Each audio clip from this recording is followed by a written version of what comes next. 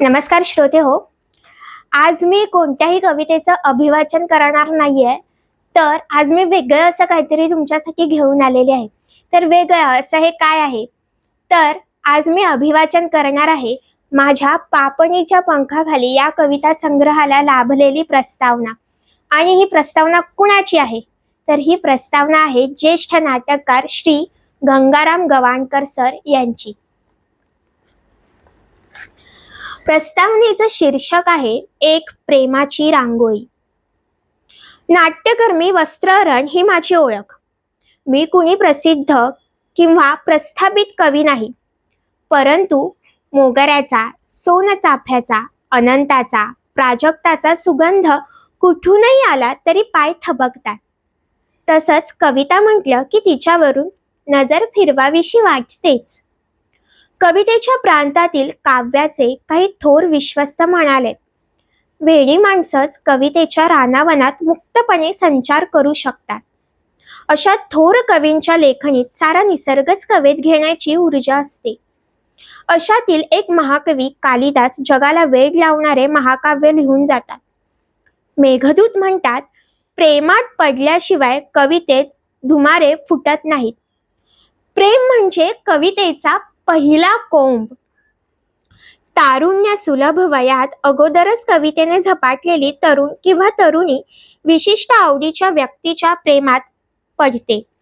त्यावेळी ती तरुण किंवा तरुणी एक प्रकारच्या सुगंधी धुक्यातच विहरत असते. त्या धुक्यात तिला किंवा त्याला फक्त आणि फक्त आवडीचा चेहरा दिसतो. आणि मग प्रत्यक्ष भेटल्यावर जे बोलता येत नाही ते बोल कागदावर शब्दरूपाने अवतरतात आणि जन्म होतो कवितेचा. पापणीच्या पंखाखाली हा कुमारी श्रुती रसाळचा 101 कवितांचा संग्रह वाचून काढला तेव्हा अक्षरशः मला धाप लागली होती. कारण प्रत्येक कवितेत कवयित्रीने प्रियकरावर एवढा जीव ओतून प्रेमवर्षाव केलाय की त्या प्रेमवर्षावातील काही तुषार मला नकळतपणे झेलावे लागत होते.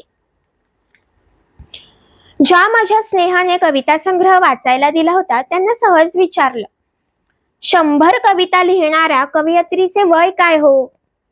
तर म्हणाले, फक्त 22. मी भिरभिरलोच. फक्त 22व्या वर्षी एका फटक्यात 100 कवितांचा संग्रह? मनात विचार आला.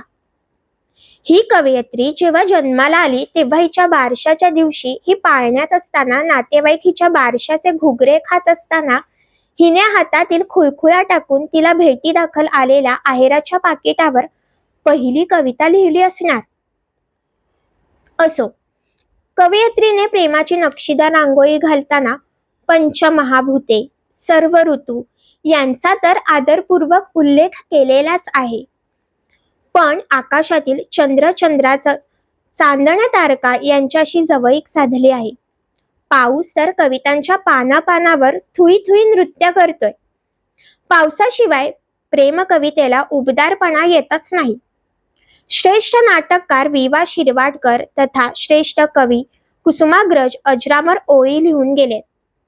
प्रेम कुणावर करावं? कुणावरही करावं. कवयित्रीने कुणावर प्रेम केलंय आपल्याला माहित नाही. माहिती काढण्याच्या भानगडीतही पडू नये. कुसुमाग्रजांविषयी परम आदर ठेवून मला म्हणावंसं वाटतं, प्रेम कुणावरही करता आलं नाही तर निदान आपण प्रेम करणाऱ्यांचे साक्षीदार व्हावं. कवयित्री श्रुती रसाळांच्या सर्वच कविता चांगल्या आहेत, परंतु संग्रहातील 3 कवितांनी मला अंतर्मुख केलं. त्याचा उल्लेख केल्याशिवाय राहवत नाही. पहिली, वेदनेच्या पलीकडे. वेदनांमुळे लिहित नव्हते. वाटले नियतीने आपल्यावर घाव घातले, आपण आपल्या कलाकृतीवर नको घालायला. तू मात्र वेदनांना सुद्धा कलेचं रूप दिलंस, वेदना सुद्धा सजवल्यास. हाच तर फरक आहे आपल्यात. दुसरी, विश्वास. एकदा कुणीतरी मला विचारलं होतं, तुझा लग्न, प्रेम, कमिटमेंट यावर विश्वास आहे का? मी म्हटलं, माझा फक्त त्याच्यावर विश्वास आहे. तिसरी, मोगरा. गुलाब नकोच होता मला, मोगराच हवा होता, पण त्याने सारी फुलांची बागच आणली माझ्यासाठी.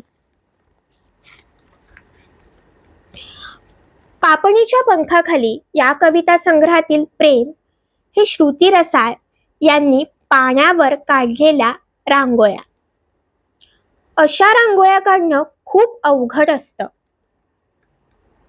काव्यसंग्रहाला प्रसिद्धीचे गरुड पंख लाभणार यात शंका नाही.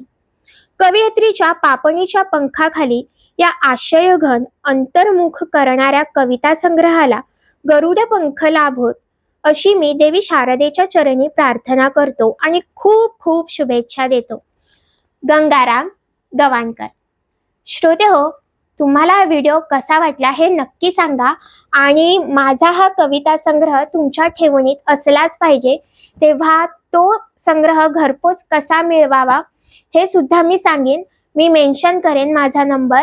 माझ्याशी संपर्क जरूर साधा आणि तुमच्या ठेवणीत हे पुस्तक असलंच पाहिजे. आणि तुम्ही सुद्धा मला तुमचा अभिप्राय कळवा. असेच आपण एकमेकांशी जोडलेले राहू. तेव्हा मी आपला निरोप घेते. धन्यवाद.